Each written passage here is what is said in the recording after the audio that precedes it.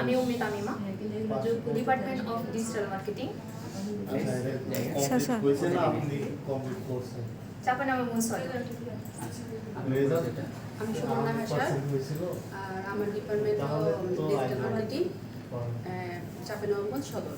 আচ্ছা, ঠিক আছে। তো আচ্ছা, আপনাদের হচ্ছে আপনার সম্পর্কে আমি যতটুকু শুনেছি, আপনি হচ্ছে এখানে কিভাবে মানে freelancer.com কি বিড করছেন? হ্যাঁ, বিট করেছি, কন্টেস্ট করছেন? কন্টেস্টও করেছি, বিটও করেছি। ওকে, এখানে আপনি কত স্টার পেয়েছেন? 4 স্টার পেয়েছি। 4 স্টার পেয়েছেন। আচ্ছা, তার মানে 4 স্টারটা হচ্ছে 5 স্টারের একটু কম। হ্যাঁ। তো আচ্ছা, আপনাদের ক্লাসে আর কেউ কি এরকম 4 স্টার 5 স্টার আছে? না। আচ্ছা, তাহলে আপনি যে 4 স্টারটা পেয়েছেন, এর জন্য আপনি বাসায় কতটুকু সময় দিয়ে পরিশ্রম করেছেন?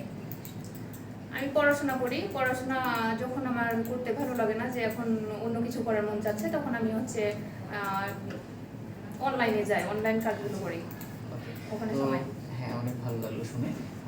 এবারে যে দেখেন, আপনি স্টুডেন্ট, তারপরে সময় দিচ্ছেন, দিয়ে পরিশ্রম করে এই ট্রেনিংটা নিচ্ছেন। আচ্ছা, এই যে হারপাওয়ারের যে ট্রেনিংটা, এটা ট্রেনিং এর আগে কোথাও কি ট্রেনিং নিয়েছেন, না এটা প্রথম ট্রেনিং আপনার? এটাই আমার প্রথম।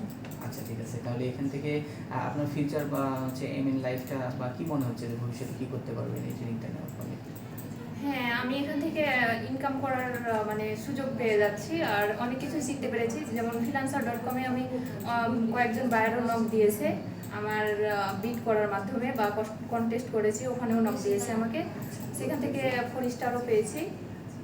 আর এখান থেকে আমি কাজ পেতে পারি এরকম সম্ভাবনা আর আছে, আত্মবিশ্বাসও আছে যে হ্যাঁ, কাজ পাওয়ার সম্ভাবনা অনেকটাই বেশি। আচ্ছা, আপনাদের কেমন লাগছে ক্লাস করতে?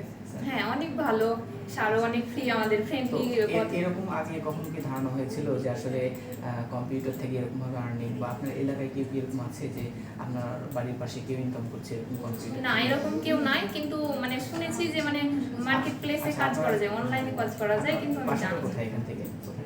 বাসা হচ্ছে শিবগঞ্জ। শিবগঞ্জে? এটা তো অনেক দূর। হ্যাঁ, অনেক দূর থেকে এখানে আসতে হয়। আমাদের অনেক স্টুডেন্ট আছে যারা রহনপুর থেকেও আসে, আর রহনপুরে আবার কিছু স্টুডেন্ট আছে সেই ভোলাহাট থেকে আসে। আচ্ছা, ঠিক আছে। এবার আপনার পরিচয়টা? জি, আমি সুমনা হাসান। ও আচ্ছা, বলেন তো। তো হচ্ছে আপনার এখানে আর্নিং হয়েছে কি? হ্যাঁ, জি, আমার এখানে আর্নিং হয়েছে। আমি কোন মার্কেট থেকে হয়েছে? লোকাল মার্কেট থেকে। লোকাল মার্কেট থেকে। আচ্ছা, যেমন হচ্ছে আপনার অনলাইনে হয়েছে কি? ফেসবুক থেকে বা ইউটিউব থেকে বা ফেসবুক অ্যাডস থেকে হয়েছে, আর লোকাল ফেসবুক মার্কেট প্লেস থেকে হয়েছে, যেটা লোকাল মার্কেট প্লেস। আচ্ছা, কি কাজের জন্য আপনাকে অর্ডার দিয়েছে?